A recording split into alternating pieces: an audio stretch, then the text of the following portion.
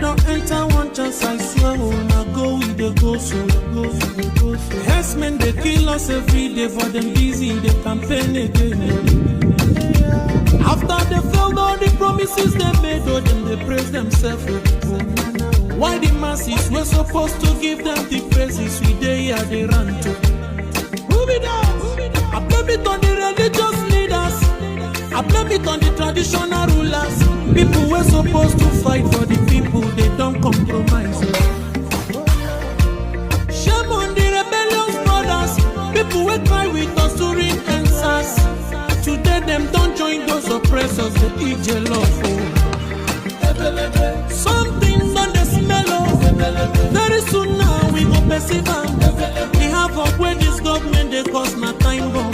It go soon explode. Revolution they come more. It is very close and they feel more. When the power of the people we triumph, the power of the people in power. They no even care, they no even send. Say the people they die of hunger. Hungry dog is an angry dog. One day you go bite the owner. Idle man is the devil workshop.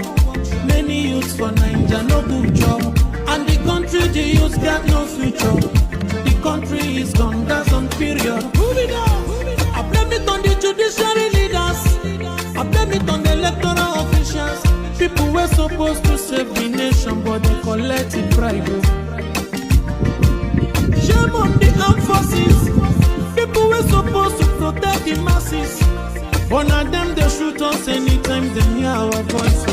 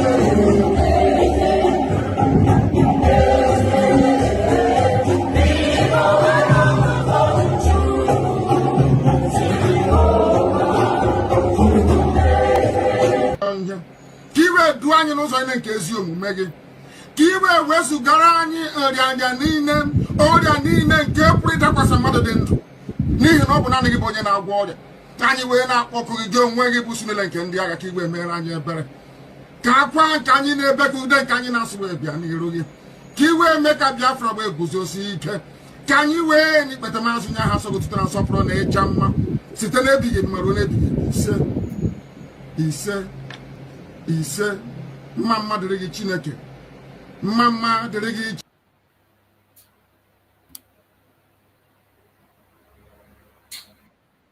Are you still fighting the struggle to have independence for Biafra? We are fighting for independence, not fighting physically with guns and bullets. We are fighting in terms of our agitation. We are fighting in terms of our belief. We're fighting in terms of our consistency to ensure that we are free, because we're not free. As a free people, we can afford to make life better for our people. Right now, we can't do that because of how Nigeria is structured and because of the very flawed foundations upon which Nigeria is. You called for a referendum latest this year, November, you said, I think. Yes. If that doesn't happen, what's the way forward? Because the way it looks like the government will definitely not agree to that. Then there'll be no elections in Biafra land. No more elections here. They can put whoever they like in office. They can do whatever they like with their political positions. we will not engage in any political process. You said it's a peaceful struggle, but there are some videos of you appearing in the past, especially abroad, in particular in one conference in the US, where you said you need weapons to defend yourself, you need guns and ammunition. How can we understand that in the context that you're saying it's a peaceful struggle? I'm sure you've heard about the Fulani headsmen killing people all over the place. Have you heard about it? Of course. Exactly. So how do you intend to defend yourself against Fulani headsmen without guns and bullets? They'll be killing our people, raping our women, destroying crops in the farms, and no one does anything about it. Is that how human beings are supposed to live? So, and you have the right to arm yourself and defend yourself with arms in that context? Self-defense is recognized even by all the known laws of the UN. Is that not correct? We have the right. If somebody were to barge into this very interview now wielding a machete or an AK-47, are you suggesting we should let them get away with it? You were detained for almost 2 years, from 2015 on, and actually there was no trial. No trial ever happened, and despite several court rulings that said you were supposed to be released, you were not released. Yes. Do you think you were treated in a fair way by the government? Or rather also by the justice system? No, not fairly, because Nigeria is not a civilized country. People behave like animals. They are not reasonable enough. They're not disciplined enough.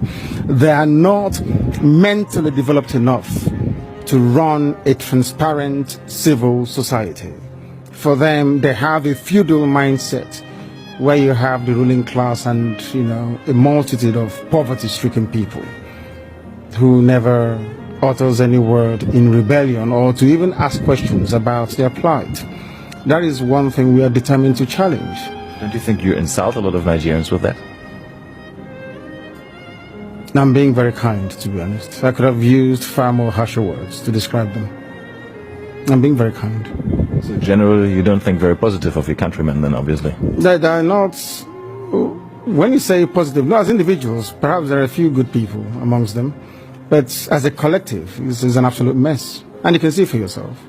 Didn't you go through the roads and see how horrible they are? Didn't you see how unkempt everywhere is? How filthy and dirty everywhere is? That is the product of a Nigerian system that is uniquely backwards, even by the very third world standards of Black Africa. That's the fact, and people must face up to it.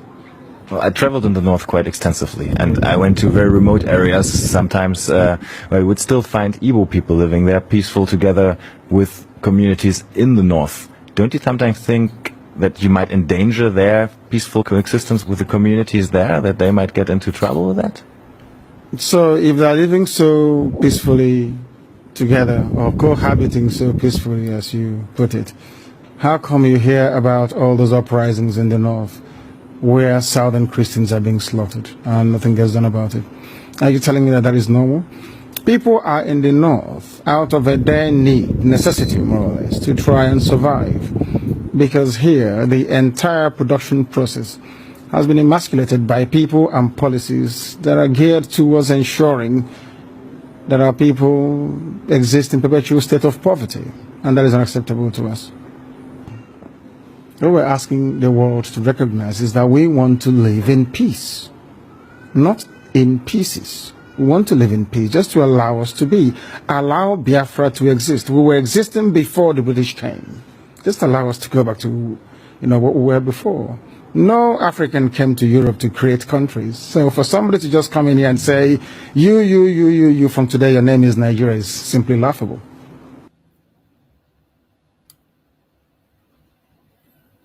Welcome, welcome, welcome. Thank you for joining us on this very evening section of our program. I thank you for joining. As always, remember, it's our evening version of our program, and our evening section is always a quick one, 1 hour or 1 hour some minutes. We are done, and we gotta hit our bed and have a good sleep. So wherever you are at this minute, I urge you to please kindly like and share to all platforms. Like and share to family and friends. Share to anyone that you can be able to reach so that they can join us on this very amazing program. We will continue to push, and we will continue to send messages to everyone. We will continue to speak our mind without any fear, without any trembling. That is what we have been doing, and we will continue to do so. So, wherever you are as a Biafran person, I urge you to please add your voice. For those who are coming across our video for the very first time and those who are meeting us for the very first time, either you are watching on YouTube, on Facebook, on TikTok, I urge you in the name of Chukwu Gabiama to please help us share and like. Share and like. That is the only help you can give at this time we are engaging in radical evangelism. Share the program. Invite somebody. Don't watch alone. Do not be economical with the very program we are hosting. Remember, our Prime Minister, Mazi Nnamdi gave us a charge to engage in radical evangelism. That is why we're here. And in this platform, we do not come here to instigate violence. We don't come here to promote hate. We don't come here to attack people or individuals. We don't come here to stand for any group or whatever. What we do in this platform is to present Biafra before the whole world as the only remedy for the contraption called Nigeria. Biafra is the only remedy for the contraption called Nigeria, and that is what we stand for. So I welcome every one of you. If you have a superior argument, the link is there. You click the link and come in. If you have a contribution or word or question to ask, feel free. We don't insult people, we don't attack people. It is a platform for everybody to air their opinion. As long as you're human with conscience, feel free to use the link. Come in, air your opinion, ask your questions, and we will respond. As long as you're going to be civil in your discussion, we don't allow vulgar word, insulting people, blackmail, and unnecessary accusations. That is what we don't allow. But if you have your facts with you, a superior argument, we welcome you.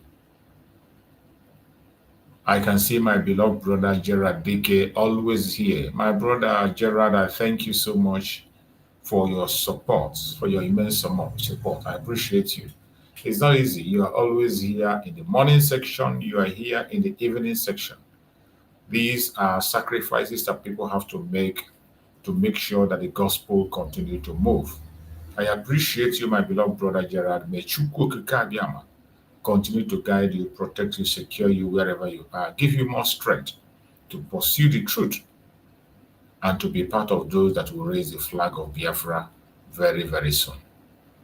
So, my fellow Biafrans, I welcome every one of you. We have come in our evening section, a continuation and briefing of what we did in the morning. It's just almost the same thing we did in the morning, but we have to try as much as possible to come often and on so that people that miss the message in the morning can equally join the evening section. If you miss the evening section, you can join the morning section. That is how we do to try to carry everyone along. So it's almost on the same topic that we discussed in the morning, is still on the same line that we are going. When you look at the topic there, even though it sounds different, but it's almost the same thing that we saw in the morning. International storm rising. Kanu's persecution and Nigeria's legal collapse. So we are still talking about the issue of our Supreme Leader Mazi Nnamdi Kanu. I can see Amadi Alphonsus James. Amadi Alphonsus James, thank you so much for joining. I appreciate you. Thank you so much for being part of the program. That is what we're asking for. We are asking for the freedom of our Supreme Leader, Mazi Nnamdi Kanu, and our Prime Minister, Mazi Simon Ekpa Njoku. They must be freed unconditionally. I appreciate you, my brother Amadi Alphonsus James. Thank you so much for joining. So, we are still on that same path that we discussed in the morning. And every one of us have to know. Remember, tomorrow, our Supreme Leader, Mazi Nnamdi Kanu, will be in court again tomorrow. Our Supreme Leader, Mazi Nnamdi Kanu, will be in court. And as always, every day that he is in court, we are always in the court with him. So tomorrow morning, we are still going to be around 7:30 Biafran time. We'll be on and we'll wait and follow up from the court. Tomorrow court is going to be a deciding day. Tomorrow court, a lot is expected to happen. Remember, Mazi Nnamdi Kanu said, no law, no case. We are still standing on no law, no case. Let us see tomorrow if there will be something changing, if there will be a law that's going to give out, or if Mazi Nnamdi Kanu will take a different decision. Let us watch tomorrow and see. But whatever happens, all glory will be to Chukwu Kabiam, and all will work for our own good. Do not be afraid. Do not be scared. We are going to win this battle. It doesn't matter what they say. It doesn't matter what they do. It doesn't matter where they are coming from. It doesn't matter under which arm they are operating. We will definitely overcome these challenges.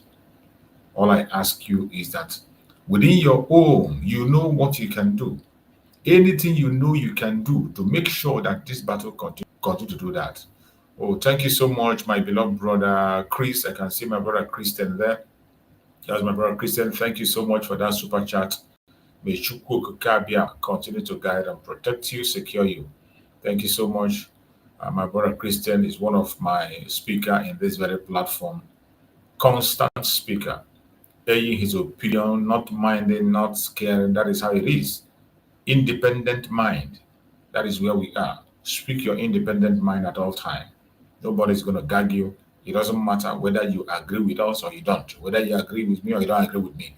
That doesn't make a difference. As long as you are convinced, you have conviction in what you have in mind, even in your superior argument, join us. And I bet you, Chukwu Kabiama will bless you as you join. My brother Christian, thank you so much for that super chat. I appreciate you. So, my fellow Biafrans that are watching, I thank you all once again. We have come still on the same matter. Tomorrow, our Supreme Leader, Mazi Nnamdi Kanu, is going to be in court. And remember, the appearance of Mazi Nnamdi Kanu is always unique. Every time he appears, we learn something. Every time Mazi Nnamdi Kanu appears, we must learn a lesson. There is something to be learned. And every day Mazi Nnamdi Kanu appears in court, Nigerian government's failure deepens. The end of Nigeria draws closer. Any day Mazi Nnamdi Kanu comes to court, the end of Nigeria draw closer, draw closer. If you think that the action that is happening here, the proscription of Nigeria as a country or particular concern, if you think it doesn't have anything to do with Mazi Nnamdi Kanu, then you are a joker. Mazi Nnamdi Kanu was the very first person that blew the trumpet of the jihad in Nigeria. Mazi Nnamdi Kanu was the very first person to blow the trumpet of the atrocities of the Fulanese, the plans of the Fulanese. Mazi Nnamdi Kanu was the one that blew this trumpet of how terrorists are using Fulanese as foot soldiers to take over Nigeria. Mazi Nnamdi Kanu blew this trumpet as late as 2010. 2010. Even speaking as a Nigerian, but nobody listened. Today, every single testimony of Mazi Nnamdi Kanu, we see it happening left, right, and center. We are seeing things happening, and you can't beat it. You can't deny it. You cannot run away from it. Every single thing Mazi Nnamdi Kanu can say have today been accomplished. We can see it, we can hear it, we can feel it. It is happening, and more are going to happen. More and more are going to happen. Every single thing that Mazi Nnamdi Kanu have said will come to pass. It's left for you. Either you take it or you leave it, accept it or reject it. It doesn't make any difference. It is going to happen. It is going to happen. The coming of Biafra is inevitable. The coming of Biafra is inevitable. And this is a very great opportunity for us. That is why we must stand strong, stand firm, and never shake, not even an inch. Do not be threatened. Do not be frightened. Stay put. We must overcome the persecution, judicial abuse, and the case of immediate international action. That is what we're asking.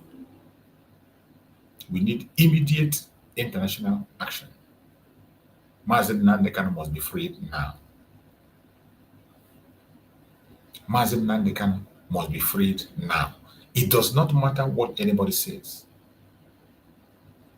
When we speak about Mazi Nnamdi Kanu, it's only those who do not know him. They are the only people that will be doubting or be wondering why Mazi Nnamdi Kanu every time Mazi Nnamdi Kanu. And some, I don't think there is somebody today who knows about Nigeria and does not know Mazi Nnamdi Kanu. I don't think.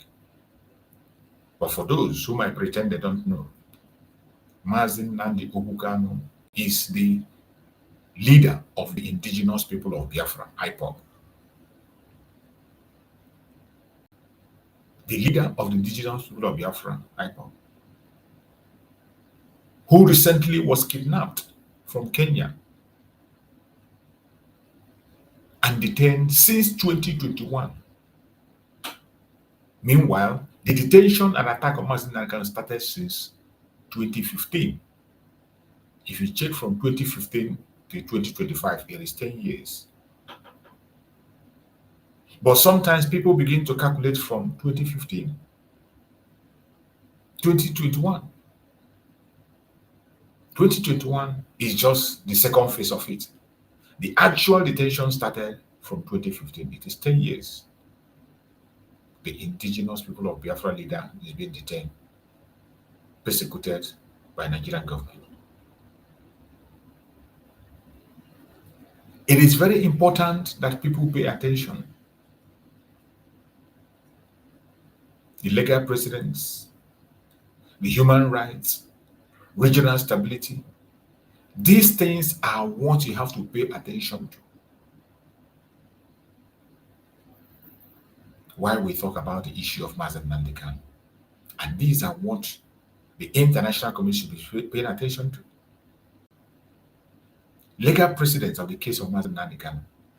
Human rights abuse of Mazi Nnamdi Kanu, of Biafran people. Regional stability.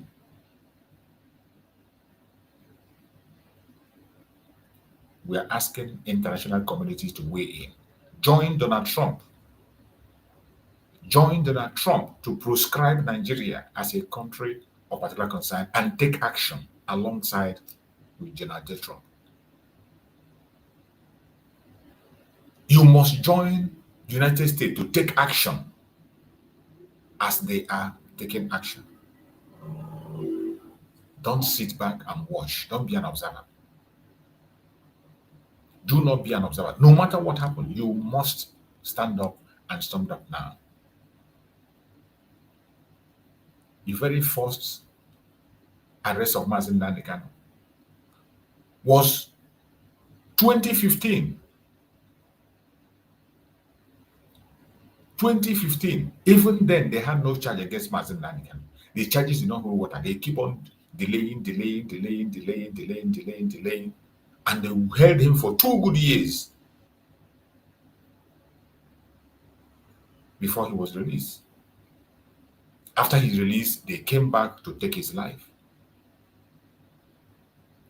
After he was released, the military attacked the home of Mazi Nnamdi Kanu and took the life of 28 men. Took the life of Jack the dog. And the parents of Mazi Nnamdi Kanu died out of the shock of what happened. That is after Mazi Nnamdi Kanu had been granted bail, and he was preparing to come to court in Abuja to answer his case. He equally made a broadcast where he said, I am coming to Abuja to answer my case. But what did they do? They sent soldiers to go and kill Mazi Nnamdi Kanu. In the process, 28 men were gunned down. Jack was also killed. The trauma took the life of the parents of Mazi Nnamdi Kanu. Mazi Nnamdi Kanu did not even have they did not even grant him the honor to see the burial of his parents. He wasn't there to say goodbye to his parents. I want you to know the gravity of the offense, the crime Nigerian government have committed against Mazi Nnamdi, the human rights abuse, the abuse of the right, the insult Nigeria have put upon us, the Biafra people.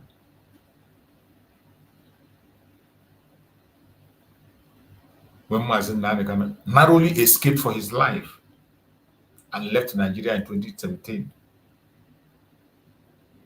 Escaped for his life, narrowly escaped, left Nigeria.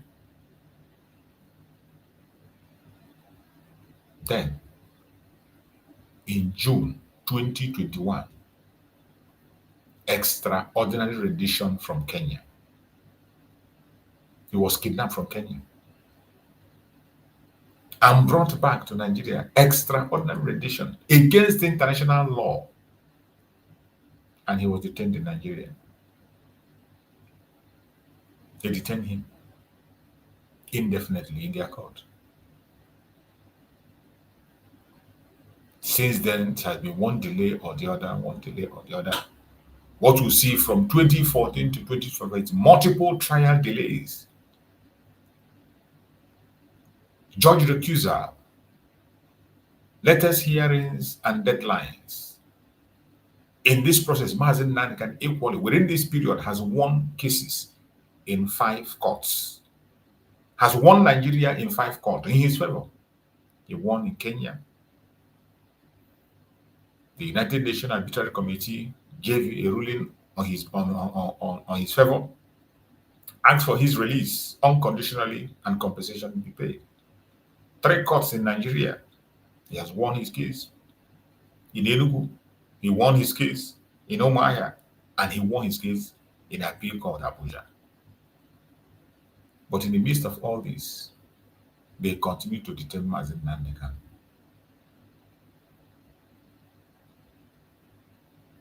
They continue to detain Mazi Nnamdi Kanu, even when he has won every aspect of his case. Nigerian government shamefully, shamelessly continue to detain Mazi Nnamdi Kanu. This is a man you kidnapped. Extraordinary. Nigeria have abused the law, international law, their own local law. Everything that has to do with law, Nigeria has abused it. And what we see in the case of Mazi Nnamdi Kanu is lawlessness. Extraordinary rendition, legality of arrest, transfer from one place to the other. Frequent adjournments, charges of judges, threats to close defense, allegation of courtroom intimidations, prosecutorial tactics, evidence note, citations, legal analysis, report praising concern about arbitrary detention, judicial processes. Everything in the case of Mazi Nnamdi Kanu is against the law. Lawlessness, that is what they're facing Mazi Nnamdi Kanu. The most recent one is the one we are facing now. That Mazi Nnamdi Kanu ask a simple question. Tell me, under which law are you prosecuting me? And I will enter my defense immediately. Nobody could give an answer to that question. An entire court, a court that have the prosecution counsel, about 5 of them who are senior advocates. You have the judge and the friend of judge. None of them could be able to tell Mazi Nnamdi Kanu, this is the law that you are being charged with. And their law says, the constitution of the law says, that you must charge a man based on a written law.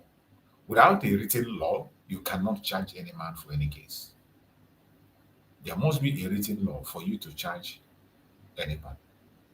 Mazi Nnamdi Kanu ask, show me the written law upon which my charge is based. A simple question that demands an answer. A simple question that would have ended all this drama and delays.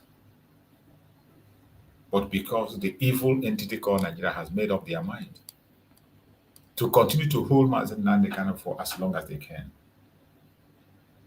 But are we going to be silent? Definitely we will not be silent. We are going to follow them bomber to bomber and give them whatever they want.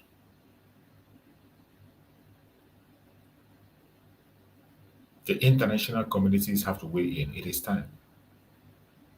The United States CPC designation for Nigeria country of particular concern, signal sanction coming, restriction coming, and every other international community must join. The designation of Nigeria as a country of particular concern is a wake-up call for other countries to pay attention to Nigeria. From all that is happening today, you can see they are unrepentant. They are not ready to repent. They are not ready to repent. But I bet you Nigeria have already crossed the red line. And just as our Prime Minister Mazi Nnamdi in one of his programs, he prayed and said, may Chukwu Okike harden the heart of Nigerians so that they will be exposed to the extent that there will be nothing holding it anymore. It will crumble completely and people will be free. May Chukwu Okike continue to harden their heart for the redemption of his people. And that is what is happening today. Trump gave a warning and asked them to do the right thing. Instead of them doing the right thing, go to the media. Go to their media and see what is happening. It is propaganda, blackmail, attack on Donald Trump, right, left, and center. And you think attacking Donald Trump is going to save you from this. It will not save you. Using your media to change narrative cannot save you. You can continue to preach or say anything you wish to say. It will not save you. The battle line has been drawn. And I bet you, you cannot run away from the truth. We have video evidence, confirmed evidence that shows that the Nigerian government is a terrorist government. That Nigerian government is actively sponsoring the genocide that is going on against the Christians. There are numerous videos, including people who are today standing against it. They have made video at a point in time, tweeted, said one or two things at a point in time about this very issue. And today, here are we. Everybody is pretending. Go to their media. They have recruited thousands of media warriors to continue to tell lies on different platforms. To continue to push lies on different platforms. But the more they continue to hide it, the more we bring them out. The more they use their platforms, their media platforms to bend the truth, we will use our social media network to strengthen the truth. The more they use their platform to tell the half-truth, we will use our own platform to tell the full truth, the truth and nothing but the truth. We will never allow them to hide anything. It doesn't matter how they try to hide it. It doesn't matter how they try to corner it. We will not allow them to succeed. That is why we are here. That is why we are coming online every day, and we will continue to come online. For as long as we have life, for as long as we have the opportunity, nothing will make me not to come here and speak my mind. And as I come, every lie from the pit of hell that this Janjaweed tell, I will expose it. Every half-truth they tell, I will tell the complete truth. I will extend it, open up that truth for those who did not know it, to know the full truth, the whole truth, and nothing but the truth. That is what we have come to do, and that is what we will continue to do. We will never allow them to change the narrative. I want us to hear this information. Sometimes Chukwu Okike will force them, they have tried to push the narrative. Oh, it is IPOB. Even if it is IPOB, it is a plus for us.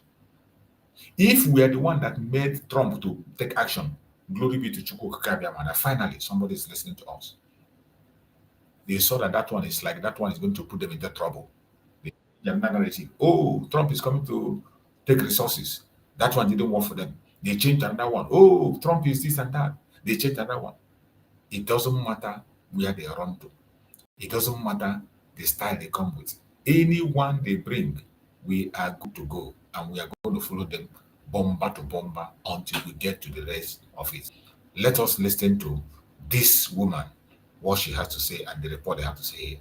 On February 14th, 2024, Bishop Wilfred Chikpa Anaibe of the Catholic Diocese of Makurdi made serious allegations before the United States Congress alleging systematic killings of Christians farming communities in Benue State, claiming that over 1,000 Christians had been killed, over 160 churches destroyed, and large swaths of land seized in the past decade. The bishop also testified on March 12, 2025, before the U.S. House Foreign Affairs Subcommittee on Africa, accompanied by Reverend Father Remigius Iluha.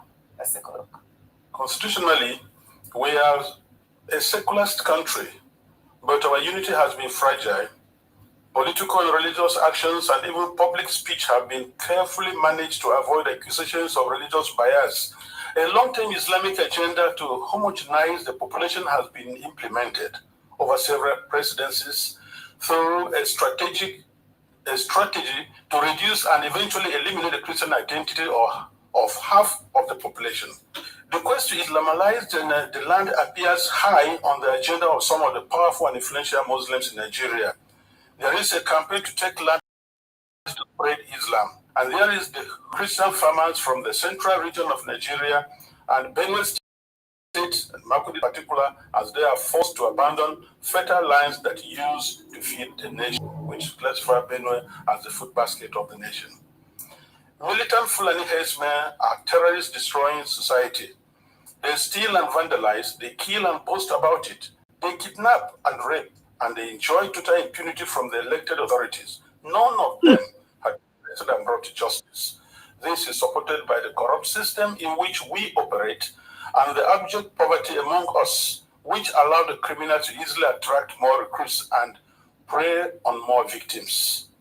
At the end of 2024, several villages were warned by the attackers of the upcoming violence, and the leaders called the police for defense ahead of time, but they did not come, and the Christian massacres, almost customary, took place, killing hundreds in Plateau and Benue.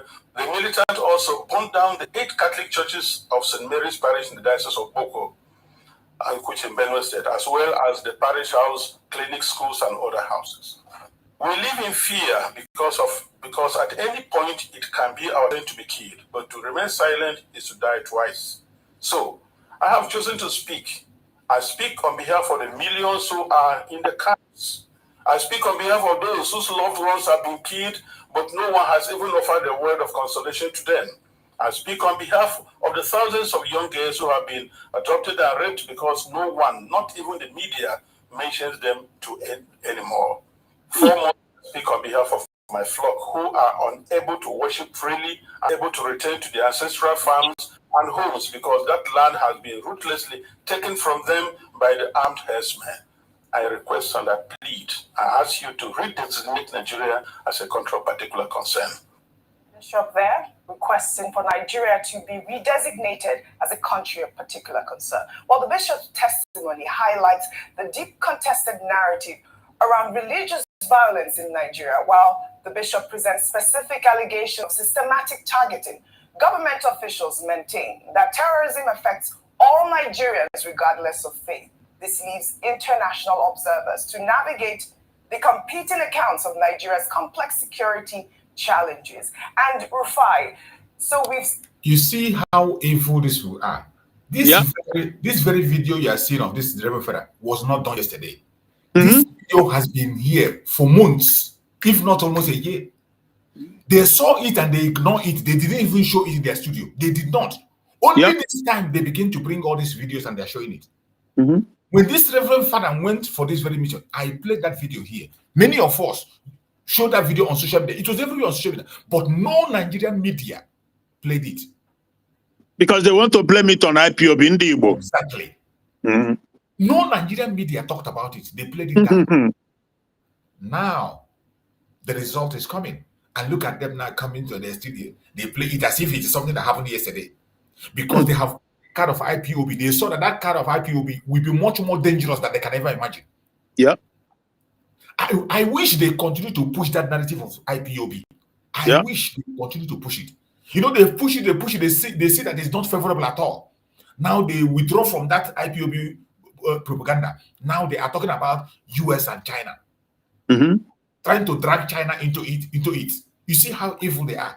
They want to drag China into it with the US. The US is trying to take away China and Nigeria. They want a base. They don't have a base. Because of that, they are fighting. Because Bola is still blaming the IPOB and Igbos and Biafra that they are the one who reported this thing to America. You know, still to this day, that is still his position, which is sly because they just played now a video of the victims, people who have been victimized, the bishop narrating it. Narrating it by themselves, raw from the state. That is it. Seeing the bishop here and, you know, other senators in America and, you know, journalists across the globe submitting these sort of reports of what the bishop had described as a cleansing of Christians in the farmlands, in his area. You heard him cry out. And we've seen these reports reverberate across the world right now after Trump's singular tweet. Your thoughts? People have said, oh, Trump didn't have evidence, Trump doesn't have information. But we don't have the information that the US Department. There is one thing this will forgetting. My brother Chris said, you remember when Benue Governor Otto was crying every day? Otto was almost sharing tears every day. Yeah. At a stage, Otto wanted to create militia by himself. Yeah. Even Mieti Allah threatened Otto directly and they attacked him in one occasion. And he ran. And he ran away. These people have suddenly forgotten all these things. Yeah. They have all of them. No, I've never seen any one of them now play the video of Samuel Otto when Samuel Otto was crying. Brachus, do you know that today why I couldn't stay much on your program was that I was having I was very busy with one of the management staff today, who is a Ghanaian, quite all right. And for more than 2 hours, we were discussing Nigeria issue. He brought it up over the step by Trump. Yes. Do you know that by the time when I narrated everything, Jesus, almost from beginning to the end, exactly the things that are happening with evidence. This guy said to me, what? He said to me, a Ghanaian, he said to me, are you serious? Is this what's happening in Nigeria? I told him how the government, how the British handed power to the Fulani Northerners.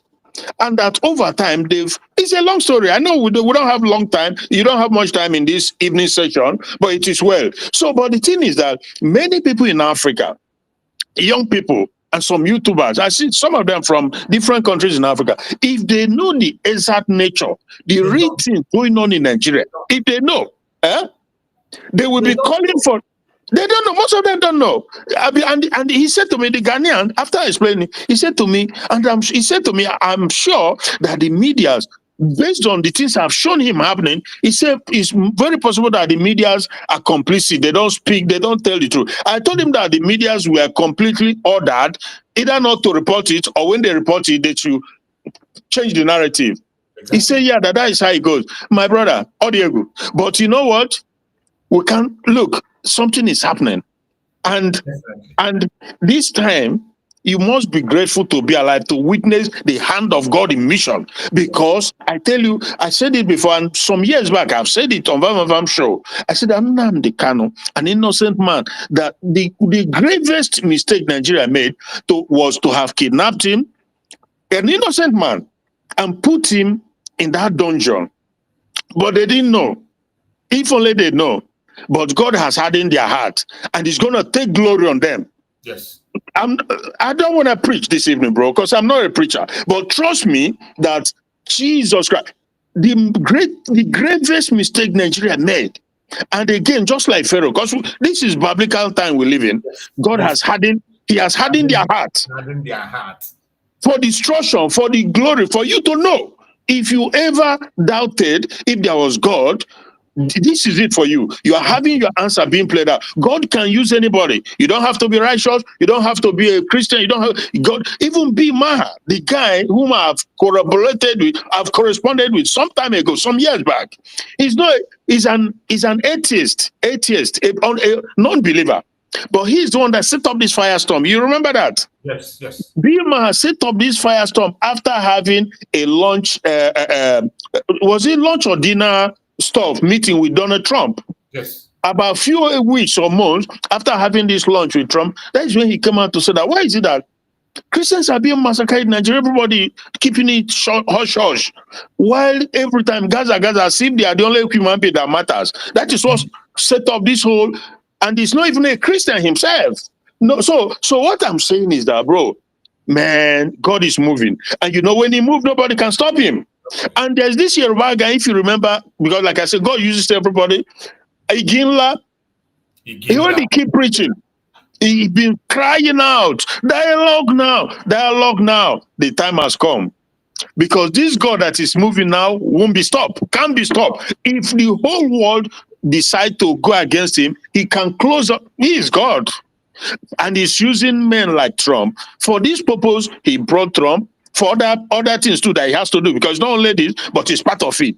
And he said, not on my watch are they going to take him out. They tried 2 times to take out Trump. Oh, but going to a year now, I was waiting to hear a report that the incident, the attempt to take out Trump was fake, was fabricated, manufactured by Republicans just to win sympathy. That was my thought process. But for over about a year now, nobody has come to say that it was staged, that it was a staged art. No, it was not staged. A guy came up there trying to take out Trump, and the security apparatus, the globalists who wanted to take out this guy, they saw that guy. I was watching it live. He was on the top of a roof, took time to set up the machinery, the gun, everything. They did that. And we were watching people, Americans who were in the campaign area, they were telling me.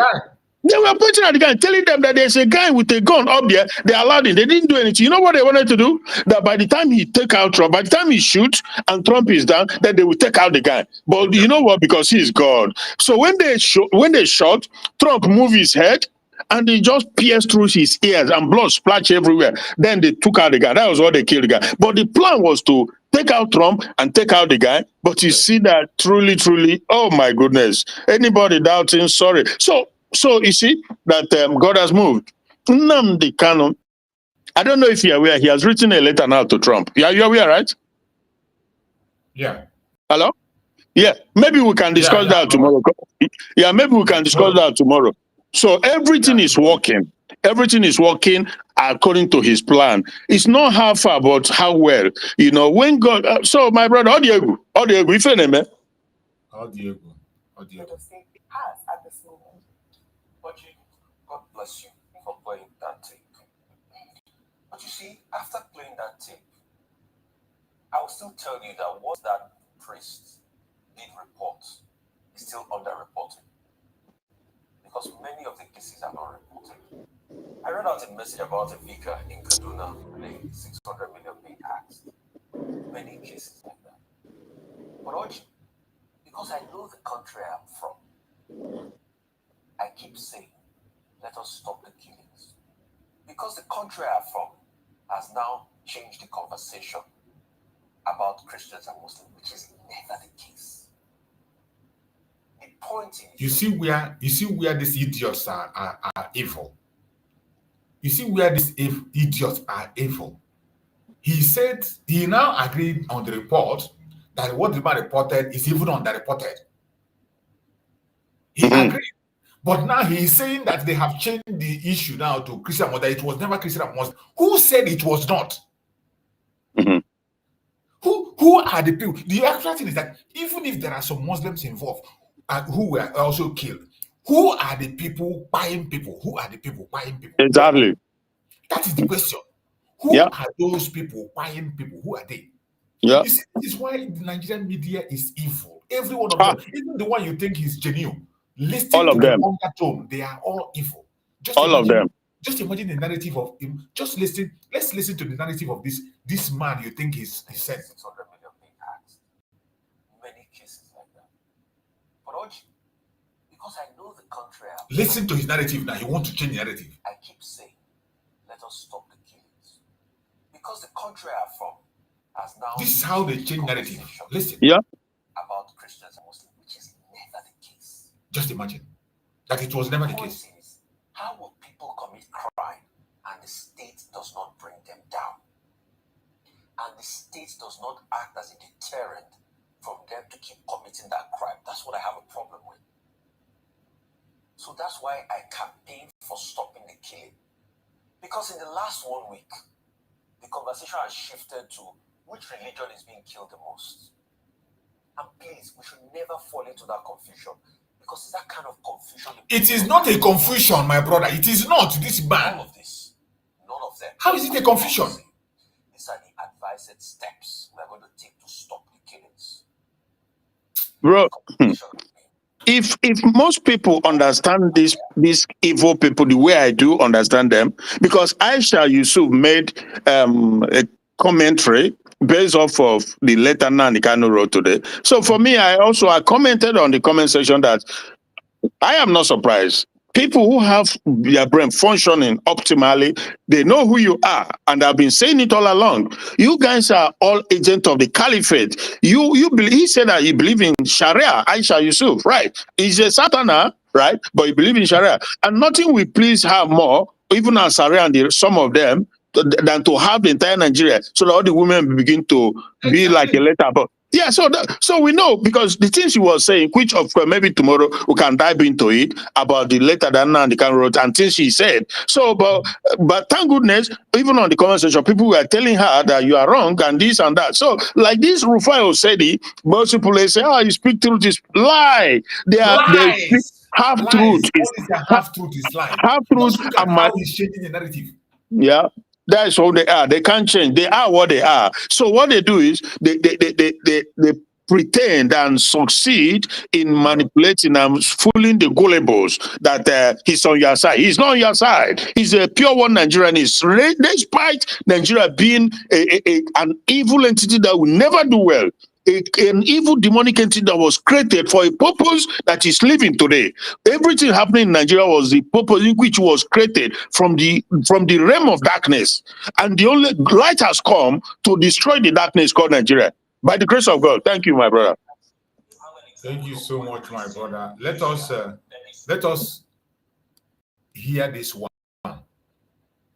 This one, see how this boy, this guy, this man confronted Gumi.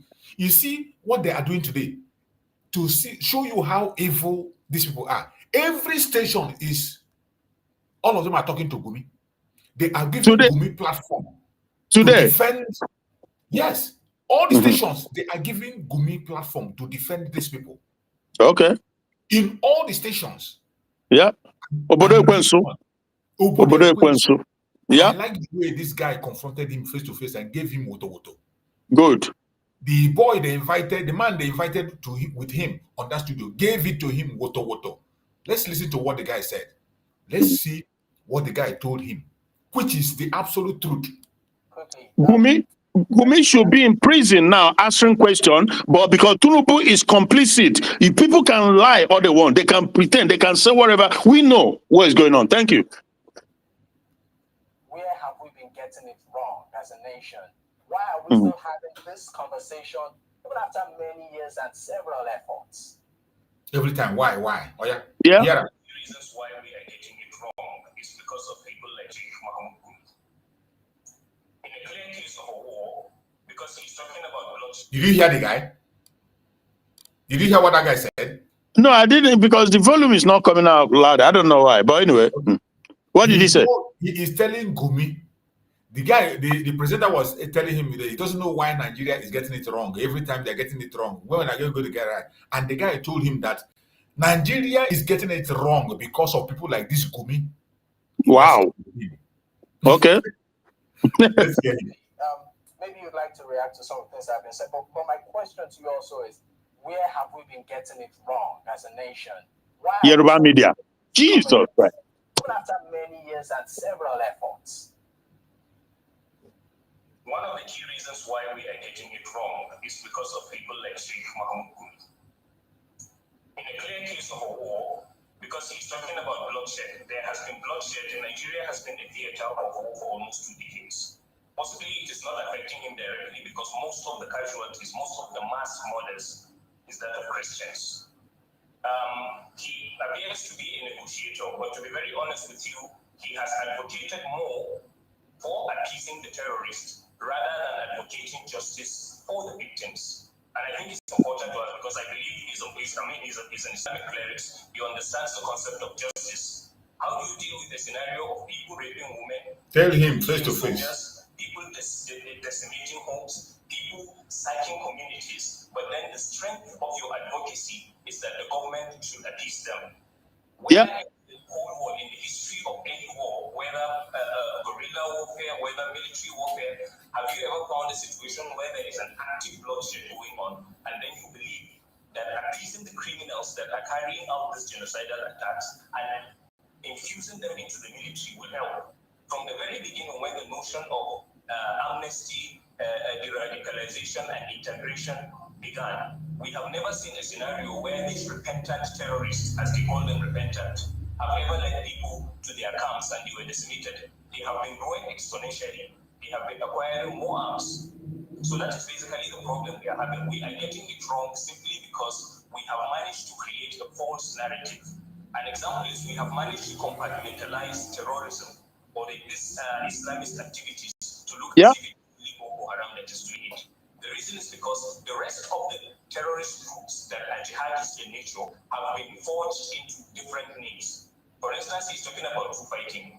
There is no two fighting anywhere. It is important, so we would love it if you are able to have an example of one Christian militia that is operational in either Sokoto or any of the Muslim dominant states that have been and killing people. Then we can understand that. And at least the Muslims who equally lend their voice and say, okay, whatever it is the Americans are claiming that the Christians are suffering from, we are also suffering from it. And since it is all about eradicating terrorism, then we'll come and eradicate them. But I think the problem is not just because there are foot soldiers who are killing people.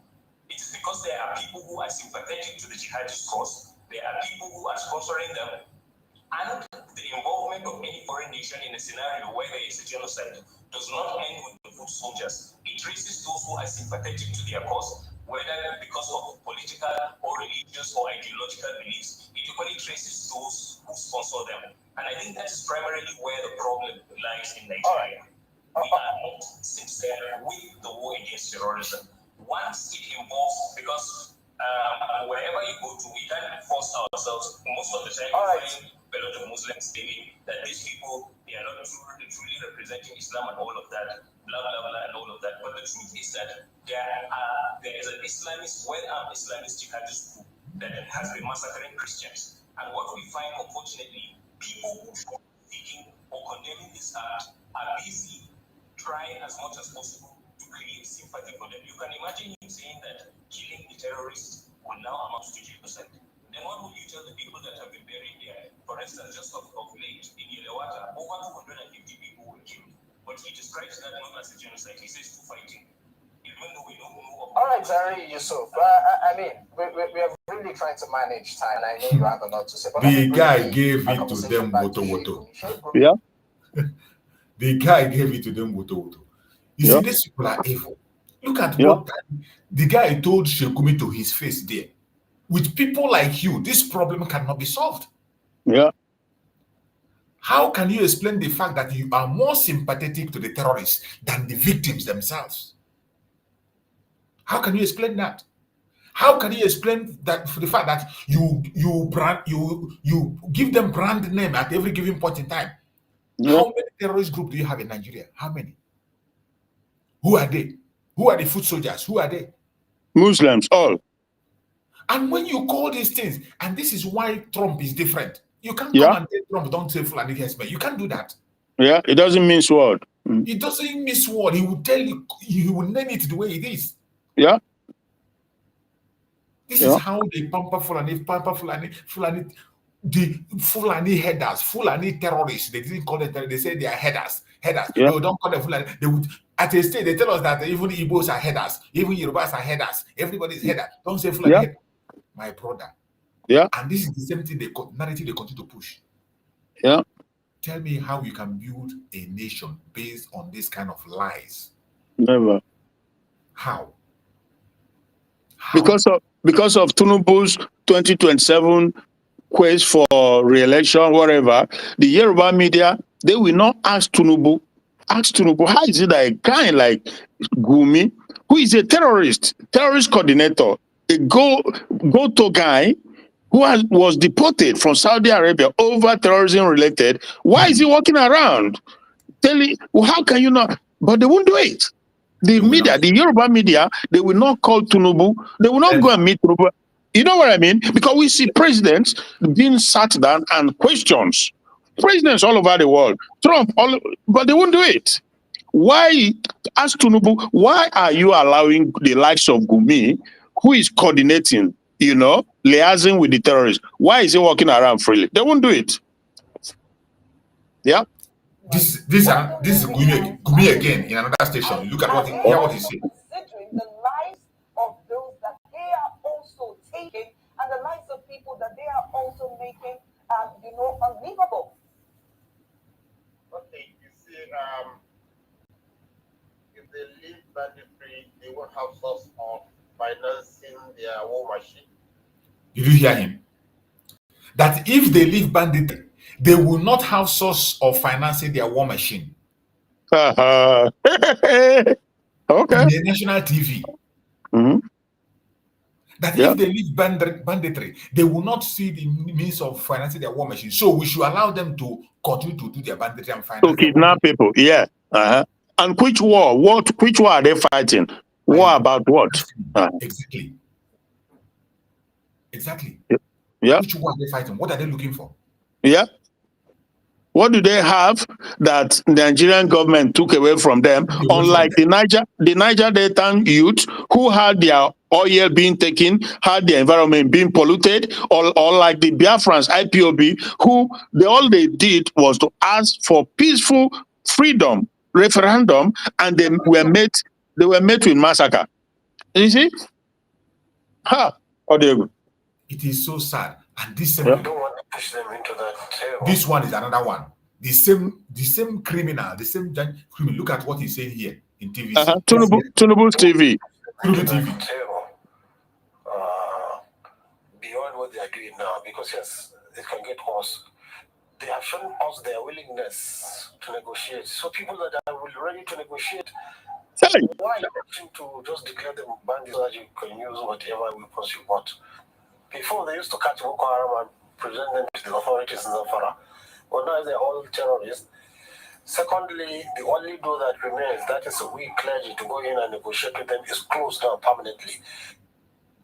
Imagine. Every time this man appears on national TV, he is there coming to make defense for them. Yeah. He will never speak about the people that have taken their life. Even, he claimed that they take the life of Muslims. Why don't you focus on now protecting those people that they're taking, those Muslims they're attacking? Yeah. That one doesn't concern him. No. It doesn't concern him. His concern is to negotiate with them, give them more money. The same way Buhari gave them 100 billion. Yeah. 100 billion Buhari gave to Mieti Allah. Today, United States is designating Mieti Allah as a terrorist group. Mm-hmm. And sanctioning them. Yeah. But Muhammad Buhari gave them 1 billion. 100 billion, not 1 billion, 100 billion. Mm-hmm. 100 billion. Yeah, and after someone will come and say that there is no Islamization or Fulanization, that there is no Christian genocide, when he's there right in front of you, every step they take, all this Sultan, all this Rufai, all this Sanusi, all of them, bro, when we speak, we know what we are saying. Dangote's truck was used to distribute them all over the region. They are all in it. It's all about making sure that Nigeria become Islamized. That is the agenda. We know these things. Just like our Prime Minister Mazi Nnamdi said in his program. He said in one program, he said that just like you said the same thing now, that every Muslim will be much more comfortable in an Islamic state than to be 100%. 100%. It doesn't matter how educated the person is. Yeah. It doesn't matter how liberal they are. It doesn't matter what you think the person is. They will be much more comfortable in an Islamic state. There's one senator they call something Shehu Sani. He don't bring himself out now. He's a terrorist. They are all the same. Like I said, I've tried to broadly define terrorism, Yeah. You don't have to be on the forefront carrying arm or blowing people up, but if you're a sympathizer, if you're a supporter, if you're a financier, if you're a coordinator, they all fall into that category, one way or the other. That is what they are.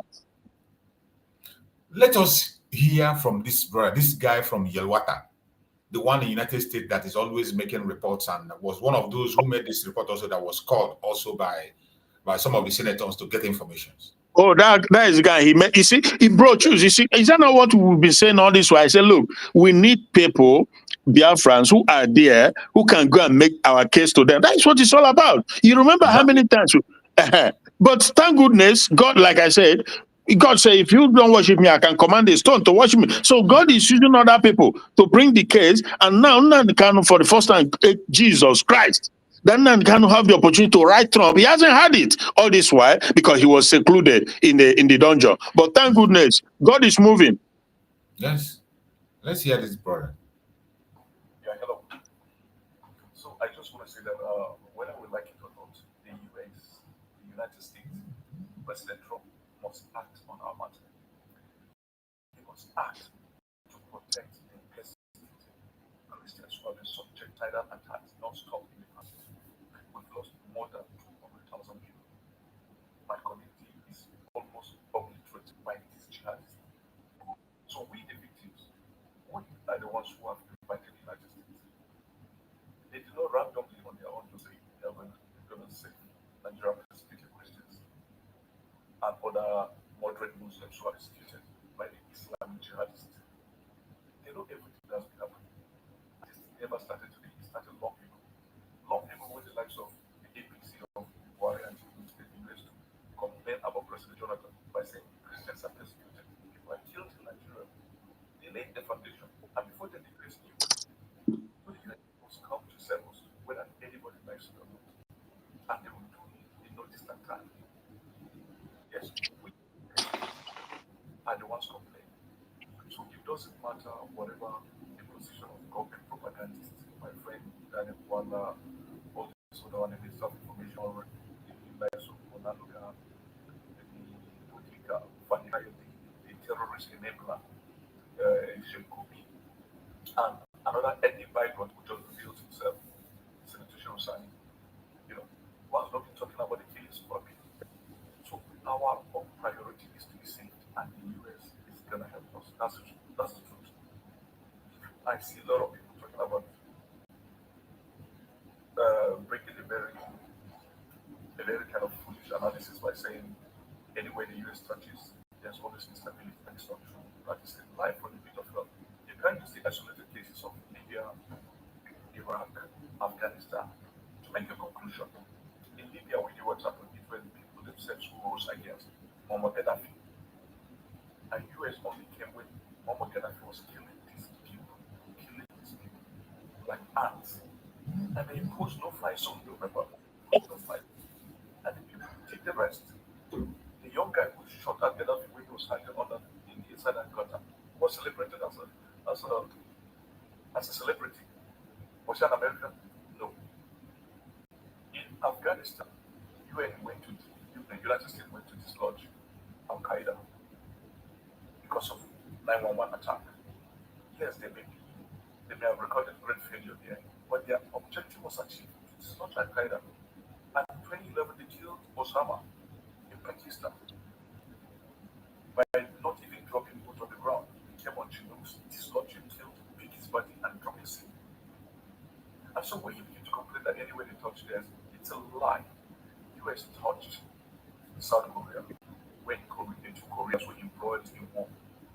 US went there, supported Korea, and today South Korea is one of the most prosperous nations in the world. US went to Japan during war, took over Japan, and today Japan is one of the 5 biggest economies in the world, the most prosperous nation in Asia, and the most stable nation. You remember Bosnia and Herzegovina? The Bosnia and Kosovo War.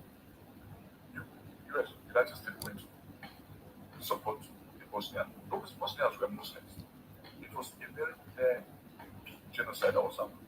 The Serbs, the Croats were killing Bosnians in a very massive genocide. And US went to support this Muslim country in Bosnia. Actually, Bosnia is stable. So United States intervention. How about the Second World War? When United States led the Allies to dislodge Germany, to dislodge Mussolini, Italy, Hitler, Germany. Actually, it's a very prosperous nation. US touched all those nations, and US repealed this nation through the Marshall Plan. So what I'm saying, US touched Colombia when Colombia took over Colombia. They finished Escobar. They finished many of their drug lords. Actually, Colombia is stable. How about Panama? Stable. So what are you guys telling us?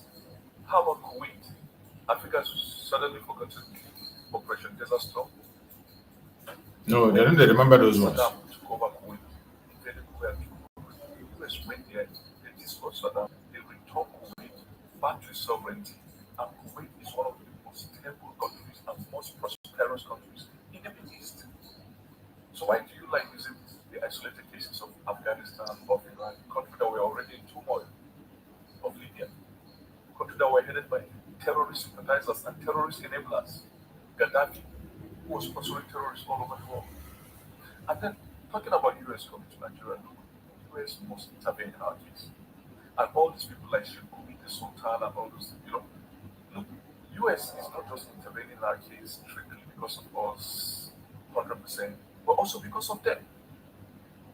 Because if they allow what the Fulani jihadists are doing in Nigeria, Nigeria will become pretty ground like Iran to become state sponsor of terrorism all over the world. And that was what led them some years ago imposing this visa ban and restricting visa approvals to Nigerians. Long before now, because they knew that during Buhari's regime, Buhari opened our border to Fulani terrorists from all over Africa, and especially West Africa, the most vicious of Fulani terrorists. He wasn't even bringing the good ones. He was bringing the bad ones, dangerous ones. And Pantani, who was in charge of education, NIN, was given the NIN, ID card of Nigeria, and so he had Nigerian passport. The most dangerous Fulani jihadists across West Africa. He had Nigerian passport because of Pantani and Buhari. Buhari is a jihadist enabler, and Pantani is a terrorist sponsor. We know the history of Pantani. When as a teacher, just a teacher in Italy, he instigated the killing of a Christian on the allegation of blasphemy as a mere teacher in the school in Italy, Belgium. So those were the guys who were holding strategic positions in Nigeria under Buhari to enable Fulani all over the most dangerous ones to come and become Nigerians. So they are holding Nigerian ID cards and Nigerian passports.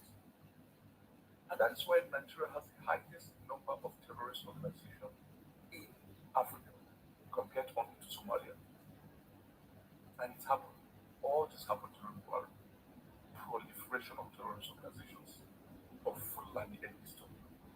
So the US is coming to protect our national security and also to protect us, the persecuted Christians in Nigeria. Now. Okay, my brother Christian, I'm always rising up, sir. I'm almost ending. All right. Thank you so much. I appreciate you, my brother. Yeah, by the grace of God, see you tomorrow. Bye. Okay, my brother. Thank you.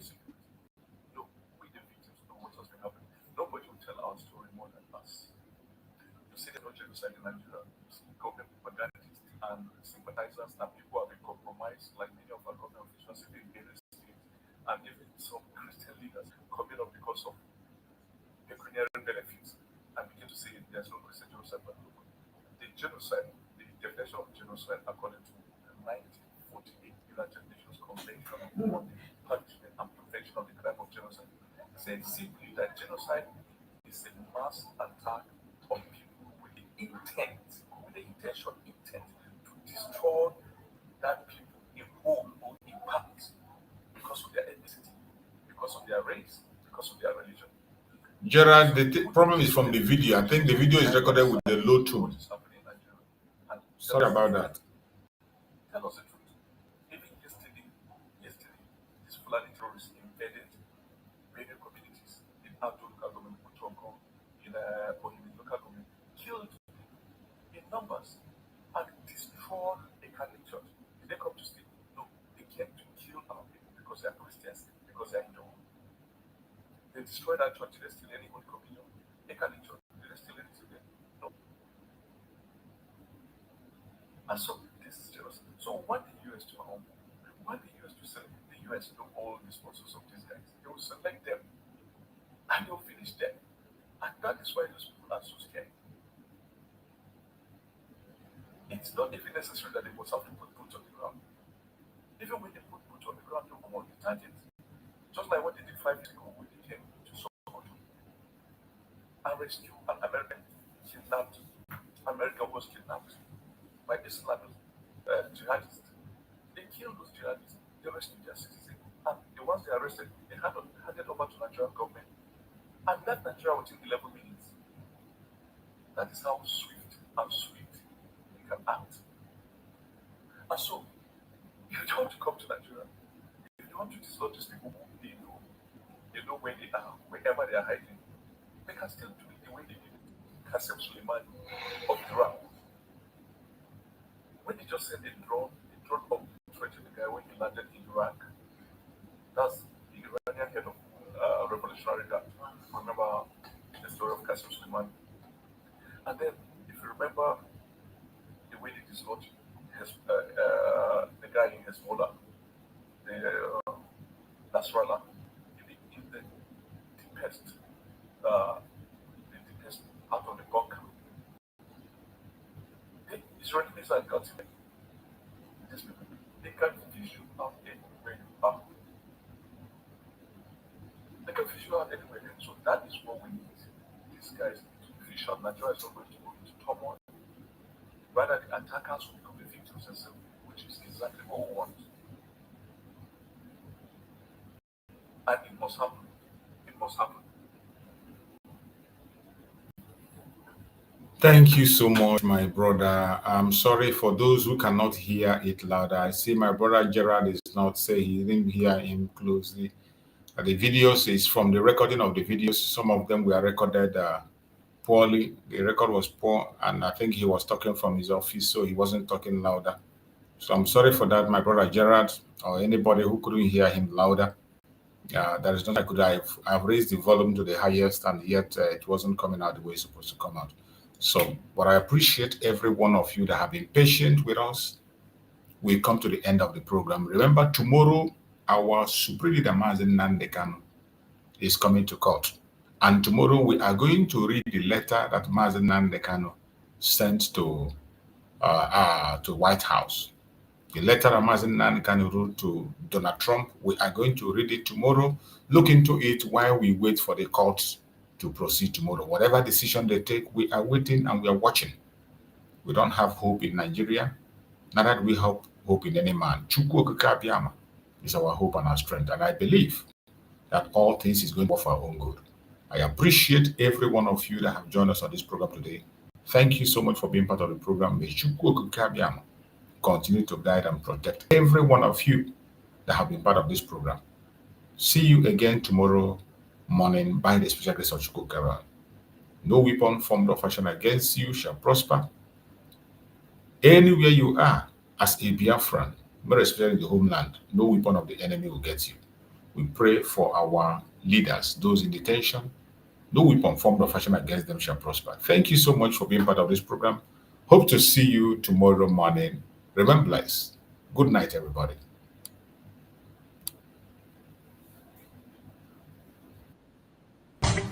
Nigeria don't enter one chance, I swear, now go with the go so.